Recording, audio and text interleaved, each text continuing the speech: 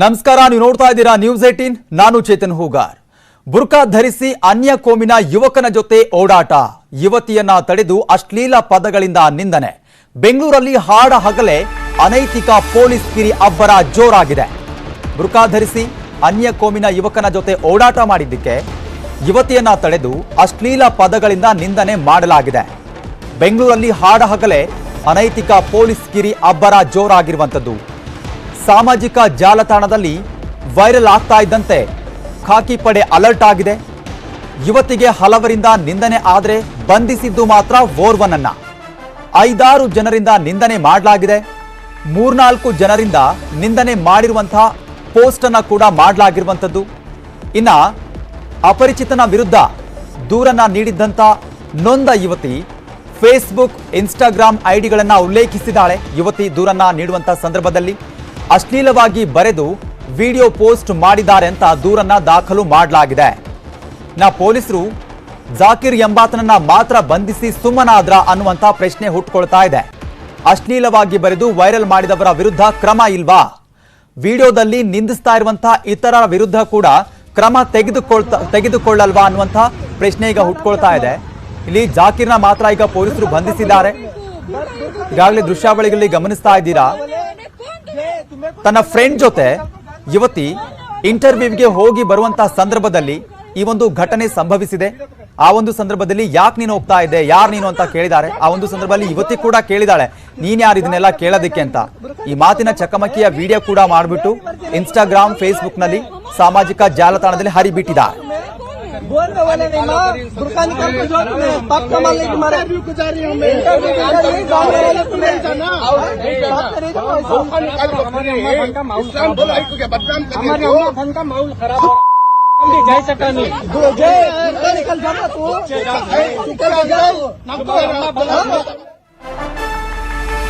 ಇನ್ನು ಈತ ಕೋಲಾರ ಜಿಲ್ಲೆ ಬಂಗಾರಪೇಟೆ ಮೂಲದ ಆರೋಪಿ, ರಷ್ಯಾದಲ್ಲಿ ಮೆಡಿಕಲ್ ಮಾಡ್ತಿದ್ದ ಆರೋಪಿ ಜಾಕಿರ್. ನೋಡಿ, ಅಷ್ಟು ದೂರ ಹೋಗಿ ಓದ್ತಾ ಇದ್ರು ಕೂಡ ಏನು ಎತ್ತ ಅಂತ ತಿಳಿದುಕೊಂಡಿಲ್ವಾ? ರಜೆಗಾಗಿ ಬೆಂಗಳೂರಿಗೆ ಅಕ್ಕನ ಮನೆಗೆ ಬಂದಿದ್ದ ಜಾಕಿರ್ ಸುಮ್ಮನೆ ರಜೆಗೆ ಬಂದ್ಬಿಟ್ಟು ಇಲ್ದೊಂದು ಅವಾಂತರ ಮಾಡಿಕೊಂಡು ಈಗ ಇಲ್ಲಿ ಹೈಡ್ರಾಮಾ ಕ್ರಿಯೇಟ್ ಆಗಿರುವಂಥದ್ದು. ಅನ್ಯ ಧರ್ಮೀಯ ಯುವಕನ ಜೊತೆ ಹೋಗ್ತಾ ಇದ್ದ ಯುವತಿ ಬೈಕನ್ನ ಅಡ್ಡಗಟ್ಟಿ ಯುವತಿ ಜೊತೆ ಗಲಾಟೆ ಮಾಡಿ ನಿಂದನೆ ಮಾಡಿದ್ದಾನೆ. ಬುರ್ಖಾ ತೆಗೆಯುವಂತೆ ನಿಂದಿಸಿದ್ದ ಜಾಕಿರ್ ಅಹಮದ್, ಬುರ್ಖಾ ತೆಗೆದ್ಬಿಟ್ಟು ಮುಖ ತೋರಿಸು, ಮಾತಾಡು ಅಂತ ಹೇಳ್ಬಿಟ್ಟು ಆ ಯುವತಿಗೆ ಆವಾಜ್ ಹಾಕಿದ್ದಾನೆ. ಯುವತಿ ಮತ್ತು ಬೈಕ್ನಲ್ಲಿದ್ದ ಯುವಕನ ಇಬ್ಬರು ಪರಿಚಿತರು ಕಂಪನಿಯೊಂದರ ಇಂಟರ್ವ್ಯೂಗೆ ಹೋಗಿ ಬರ್ತಾ ಇದ್ರು. ಇವರಿಬ್ರು ಕೂಡ ಮುಂಚೆನೆ ಗೊತ್ತಿರೋರು. ಸೊ ಹಾಗಾಗಿ ಫ್ರೆಂಡ್ಸ್ ಆಗಿರೋದ್ರಿಂದ ಇಬ್ರು ಕೂಡ ಕಂಪನಿಯೊಂದಕ್ಕೆ ಇಂಟರ್ವ್ಯೂಗೆ ಹೋಗಿ ಬರ್ತಾ ಇದ್ರು.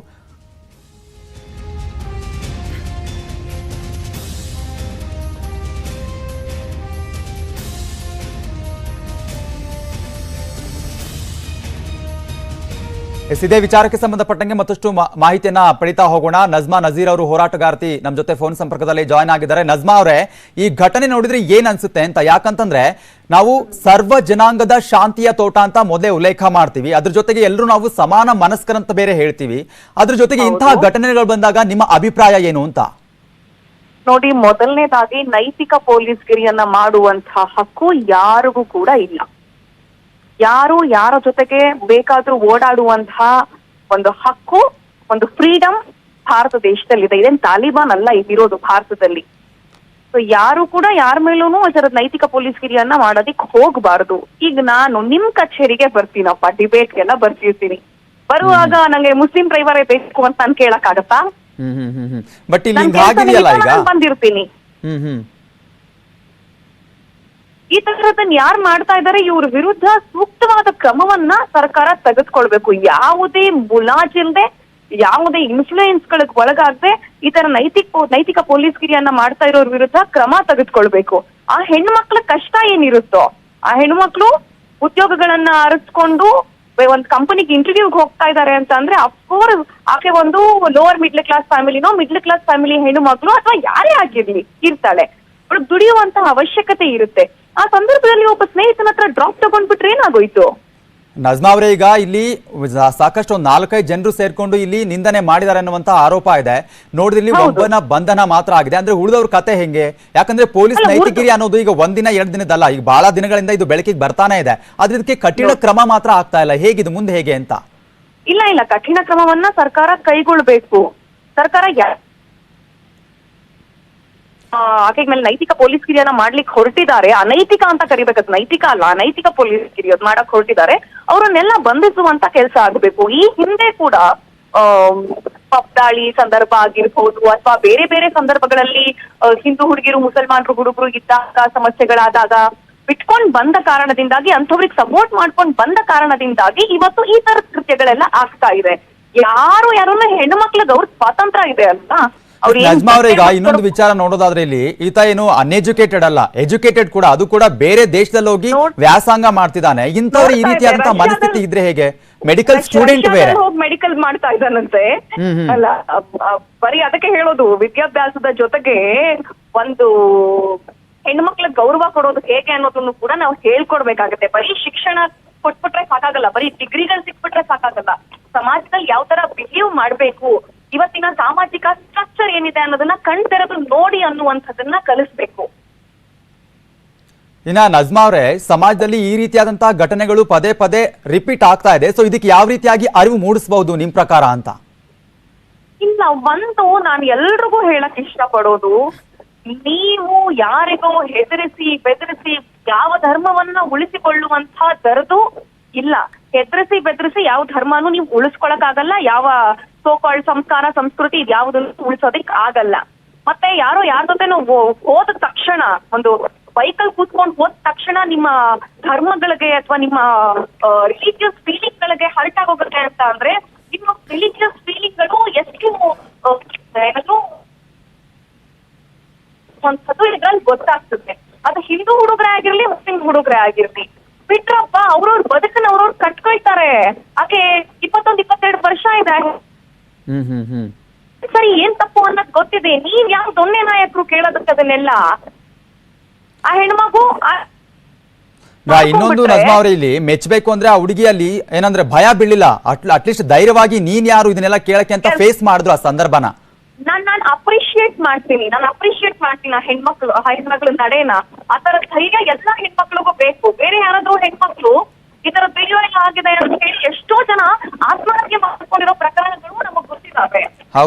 ಪೊಲೀಸ್ ಗಿರಿಗಳಿಗೆ ಬಲಿಯಾಗಿ ಆತ್ಮಹತ್ಯೆ ಮಾಡ್ಕೊಂಡಿರೋ ಪ್ರಕರಣಗಳು ಗೊತ್ತಿದಾವೆ. ಲಾಸ್ ಆದ್ರೆ ಯಾರಿಗೆ ಲಾಸ್ ಆಗುತ್ತೆ? ಲಾಸ್ ಆಗುತ್ತೆ. ಇವ್ರಿಗೆಲ್ಲ ಏನು ಈ ಪುಡಾರಿಗಳು? ನಿಮ್ಗೆಲ್ಲ ಧರ್ಮ ಉಳಿಸೋದು ಅಷ್ಟೆಲ್ಲ. ಯಾಕಂದ್ರೆ ನಾವ್ ಈ ಹಿಂದೆ ನೋಡಿದೀವಲ್ಲ ಕೆಲವೊಂದು ಘಟನೆಗಳು, ಪೊಲೀಸ್ ನೈತಿಕಗಿರಿ ಆದಂತ ಸಂದರ್ಭದಲ್ಲಿ ಈಗ ಓಡ್ ಹೋಗ್ತಾರೆ ಅಥವಾ ಬೈಕ್ ಬಿಟ್ಟು ಎಲ್ಲೆಲ್ಲೋ ಹೋಗ್ಬಿಡ್ತಾರೆ. ಆ ತಪ್ಪಿಲ್ಲ ಅಂದ್ರೂ ಕೂಡ ಅವ್ರು ಭಯ ಬೀಳ್ತಿರ್ತಾರೆ. ಆದ್ರೆ ಈಕೆ ಅಲ್ಲಿ ತನ್ನ ಧೈರ್ಯವನ್ನ ಮುಂದಿಟ್ಟು ಆ ಒಂದು ಕ್ಷಣನ ಫೇಸ್ ಮಾಡಿದಾಳೆ. ಧೈರ್ಯ ಬೇಕು. ಆ ಧೈರ್ಯ ಯಾಕೆ ಬಂದಿದೆ ಅಂತ ಅಂದ್ರೆ ಓಕೆ ಥ್ಯಾಂಕ್ ಯು ನಜ್ಮಾ ಅವರೇ, ನ್ಯೂಸ್ 18 ಜೊತೆ ಮಾತನಾಡಿದ್ದಕ್ಕೆ.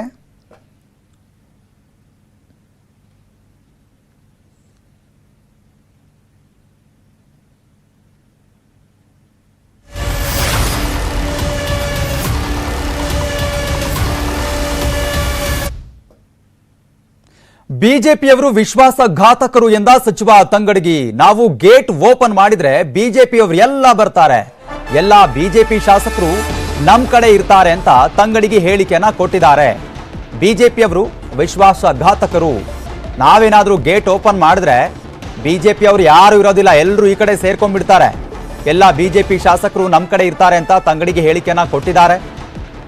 ಜೋಶಿ ಅವರು ತಮ್ಮ ತಟ್ಟೆಯನ್ನ ತಾವು ನೋಡ್ಕೊಳ್ಳಿ, ಸಿಟಿ ರವಿಗೆ ಮುಟ್ಟಿ ನೋಡ್ಕೊಳ್ಳಂಗೆ ಮಾಡಿದ್ದೇವೆ. ಇನ್ನ ಈಶ್ವರಪ್ಪನವರು ಸುಳ್ಳಿನ ಸರ್ದಾರ ಅಂತ ತಂಗಡಗಿ ವಾಗ್ದಾಳಿಯನ್ನ ಮಾಡಿದ್ದಾರೆ.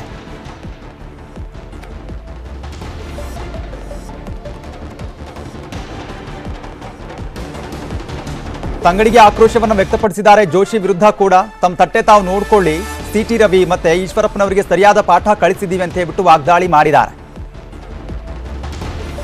ವಿಶ್ವಾಸಿಕರಲ್ಲ ಬಿಜೆಪಿಯವರು, ವಿಶ್ವಾಸಘಾತಕರು. ಅದಕ್ಕೆ ಅವ್ರನ್ನ ನಂಬಿ ಈ ಅಲ್ಲಿ ಯಾರು ಇರಾಗಿಲ್ಲ. ನಾವೇಂದ್ರ ಗೇಟ್ ಓಪನ್ ಮಾಡಿದ್ರೆ ಯಾರು ಅಲ್ಲಿ ಎಮ್ ಎಲ್ ಎ ಎಲ್ಲರೂ ಬಂದ್ಬಿಡ್ತಾರೆ. ತಮ್ಮ ತಾಟ್ನ್ಯಾಗ ಕತ್ತಿ ಬಿದ್ದೈತೆ, ಮಂದಿ ತಾಟ್ನ್ಯಾಗ ನೊಣ ಏನು ನೋಡ್ತಾರ ಪ್ರಹ್ಲಾದ್ ಜೋಶಿ ಮಾಡಿ ಸಿಟಿ ಅವ್ರು ಮಾಡಿ ಈ ಸದ್ಯ ಅವ್ರಿಗೆ ಬಿಟ್ಟು ನೋಡ್ಕೊಂಡಂಗ ಮಾಡಿದ್ವಿ ಚಿಕ್ಕಮಗಳೂರು. ಅವರು ವಿಶ್ವಾಸಿಕರಲ್ಲ ಬಿಜೆಪಿಯವರು. ಇನ್ನು ಬಿಜೆಪಿಯಲ್ಲಿನ ವ್ಯವಸ್ಥೆಯಿಂದ ಬಹಳಷ್ಟು ಜನ ನೊಂದಿದ್ದಾರೆ. ಬಿಜೆಪಿಯ ತುಂಬಾ ಜನರು ಕಾಂಗ್ರೆಸ್ ಸೇರ್ತಿದ್ದಾರೆ ಅಂತ ಹುಬ್ಬಳ್ಳಿಯಲ್ಲಿ ಕಾಂಗ್ರೆಸ್ ನಾಯಕ ಜಗದೀಶ್ ಶೆಟ್ಟರ್ ಹೇಳಿಕೆ ಕೊಟ್ಟಿದ್ದಾರೆ. ಬಿಜೆಪಿಯಲ್ಲಿನ ವ್ಯವಸ್ಥೆಗಳಿದಾವಲ್ಲ, ಆ ವ್ಯವಸ್ಥೆಯಿಂದ ಸಾಕಷ್ಟು ಜನ ರೋಸ್ ಹೋಗಿದ್ದಾರೆ. ಬಿಜೆಪಿಯ ತುಂಬಾ ಜನರು ಕಾಂಗ್ರೆಸ್ ಕಡೆ ಮುಖ ಮಾಡ್ತಾರೆ ಅಂತ ಹುಬ್ಬಳ್ಳಿಯಲ್ಲಿ ಕಾಂಗ್ರೆಸ್ ನಾಯಕ ಜಗದೀಶ್ ಶೆಟ್ಟರ್ ಹೇಳಿಕೆಯನ್ನ ಕೊಟ್ಟಿದ್ದಾರೆ. ಇನ್ನು ಮುನೇನಕೊಪ್ಪ ಕಾಂಗ್ರೆಸ್ ಸೇರೋದು ನನಗೆ ಗೊತ್ತಿಲ್ಲ, ನಾನು ಈ ಬಗ್ಗೆ ಅವರೊಂದಿಗೆ ಮಾತನಾಡಿಲ್ಲ. ಮುನೇನಕೊಪ್ಪ ಬಗ್ಗೆ ಶೆಟ್ಟರ್ ರಿಯಾಕ್ಷನ್ ಕೊಟ್ಟಿದ್ದಾರೆ. ಯಾಕಂದರೆ ಮುನೇನಕೊಪ್ಪ ಕಾಂಗ್ರೆಸ್ ಸೇರ್ತಾರೆ ಅನ್ನುವಂಥ ವದಂತಿಗಳು ಸಾಕಷ್ಟು ಹರಡ್ತಾ ಇತ್ತು. ಸೊ ಆ ವಿಚಾರಕ್ಕೆ ಸಂಬಂಧಪಟ್ಟಂಗೆ ಕೂಡ ಕ್ಲಾರಿಟಿ ಕೊಟ್ಟಿದ್ದಾರೆ. ನಾನು ಅವ್ರ ಜೊತೆ ಮಾತನಾಡಿಲ್ಲ ಅಂತೇಳ್ಬಿಟ್ಟು ಈಗ ಶೆಟ್ಟರ್ ರಿಯಾಕ್ಷನ್ ಕೊಟ್ಟಿರುವಂಥದ್ದು. ಇನ್ನು ಪ್ರಹ್ಲಾದ್ ಜೋಶಿಗೆ ಪಕ್ಷ ನಿಷ್ಠೆ ಇಲ್ಲ ಅಂತ ಶೆಟ್ಟರ್ ವಾಗ್ದಾಳಿ ಮಾಡಿದ್ದಾರೆ. ಪಕ್ಷಕ್ಕೆ ನಿಷ್ಠನಾಗಿದ್ದೇನೆ ಅಂತ ಹೇಳಲು ಅರ್ಹತೆ ಇಲ್ಲ. ಪ್ರಹ್ಲಾದ್ ಜೋಶಿ ವಿರುದ್ಧ ಶೆಟ್ಟರ್ ವಾಗ್ದಾಳಿ ಮಾಡಿರುವಂಥದ್ದು. ಭಾಳಷ್ಟು ಜನ ಭಾರತೀಯ ಜನತಾ ಪಾರ್ಟಿಯಲ್ಲಿದ್ದಂಥ ವ್ಯವಸ್ಥೆ ಅದನ್ನು ನಂಬಿಕೊಂಡು ಇಡೀ ರಾಜ್ಯದಲ್ಲಿ ಕಾಂಗ್ರೆಸ್ ಪಾರ್ಟಿಯನ್ನು ಸೇರ್ತಾ ಇದ್ದಾರೆ. ಭಾರತೀಯ ಜನತಾ ಪಾರ್ಟಿಯು ಅದಕ್ಕೆ ಒಂದು ಅಪಹಾಸ್ಯ ಮಾಡ್ತಾ ಇದ್ದಾರೆ. ಏನಂದರೆ ಆಪರೇಷನ್ ಕಾಂಗ್ರೆಸ್ ಕೈ ಅಂತೇಳಿ. ನಿಜವಾಗಿ ಇದು ಆಪರೇಷನ್ ಕೈ ಅಲ್ಲ, ಅದು ವಾಲಂಟ್ರಿಯಾಗಿ ಸ್ವ ಇಚ್ಛೆಯಿಂದ ಬರುವಂಥ ಒಂದು ರಾಜಕೀಯ ಧ್ರುವೀಕರಣ ಅಂತ ನಾನು ಹೇಳ್ತೀನಿ. ಹೀಗಾಗಿ ಪದೇ ಪದೇ ಆಪರೇಷನ್ ಹಸ್ತ ಅನ್ನುವಂಥದ್ದು ಅವಶ್ಯಕತೆ ಇಲ್ಲ ಅಂತ ನಾನು ಸ್ಪಷ್ಟವಾಗಿ ಹೇಳ್ತೀನಿ. ಮತ್ತು ಇವತ್ತು ಶಂಕರ್ ಪಾಟೀಲ್ ಮುನೇನಕೊಪ್ಪ ಅವರು ಪತ್ರಿಕಾಗೋಷ್ಠಿ ಕರೆದಿದ್ದರೆ ನನಗೇನು ಗೊತ್ತಿಲ್ಲ ಮತ್ತು ಅದು ನನಗೆ ಸಂಬಂಧ ಇಲ್ಲದಂಥ ವಿಚಾರ.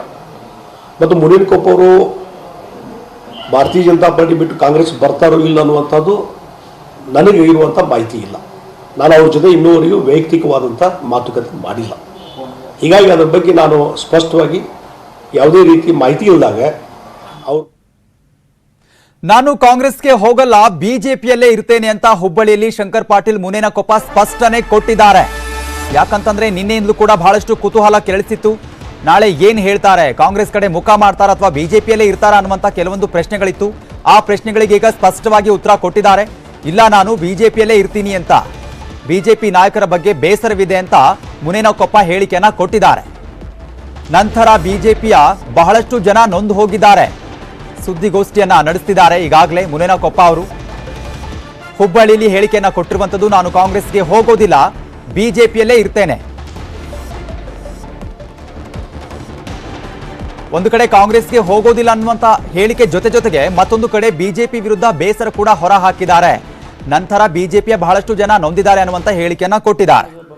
ಕೈ ಮುಗಿದು ವಿನಂತಿ ಮಾಡಿಕೊಡ್ತೀನಿ, ಯಾವುದೇ ಊಹಾಪೋಹವನ್ನು ಮಾಡಲಾರ್ದೆ ನಾನು ಮುಂದಿನ ದಿವಸದಲ್ಲಿ ನಾನು ಚುನಾವಣೆ ಲೋಕಸಭೆಗೆ ಹೋಗ್ತೇನೆ ಅಥವಾ ಬೇರೆ ಪಕ್ಷಕ್ಕೆ ಹೋಗ್ತೇನೆ ಅಂತಂದರೆ ಖಂಡಿತವಾಗಿ ನಾನೇ ನಿಮ್ಮನ್ನು ಕರೀತೇನೆ.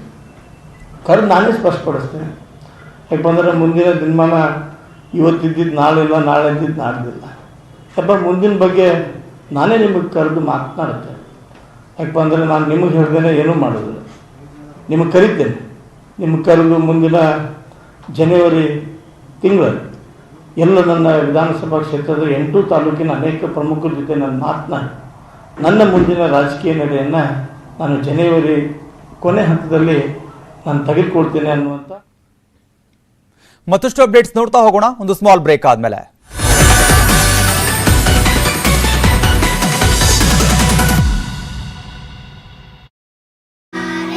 ಚಿಕ್ಕನಗೌಡರ್ ಕಾಂಗ್ರೆಸ್ ಸೇರ್ತಾರೆ ಅಂತ ಹೇಳಿಕೆ ಕೊಟ್ಟಿದ್ದಾರೆ. ಹಂತ